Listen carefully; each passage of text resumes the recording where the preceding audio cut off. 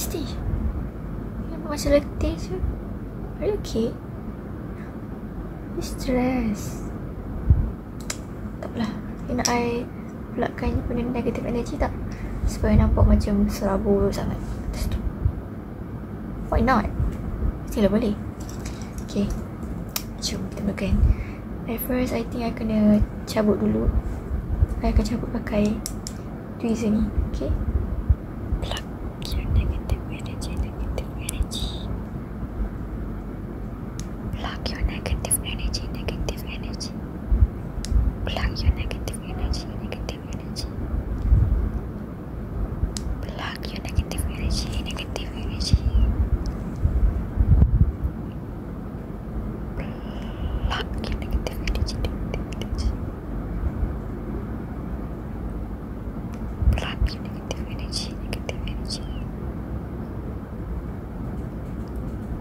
Plug your negative energy, negative energy. Nampak macam ada sesuatu dekat atas tu. Dia macam susah sangat nak ambil. Tak baik, cuba, okay? Oh, tak dapat lah. Susahnya. Tapi kita boleh cuba gunting. Tak baik, try, okay?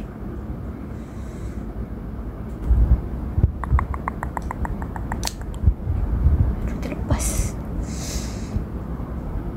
Susah lah.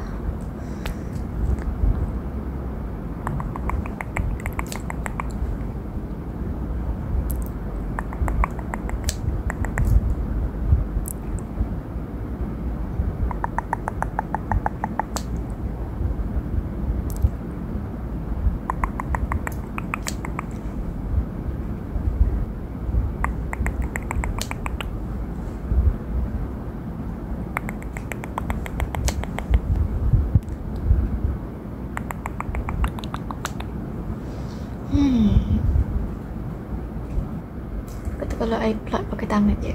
Okay.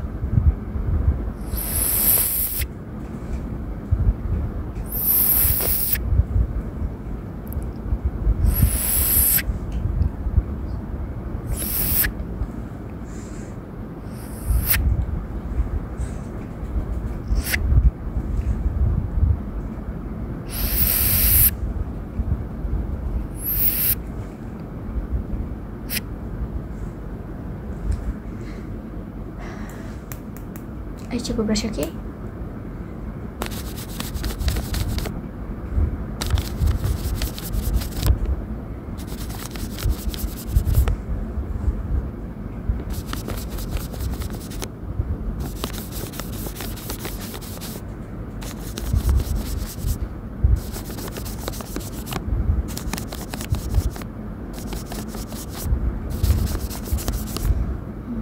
I rasa it's better now. Dah kurang sikit.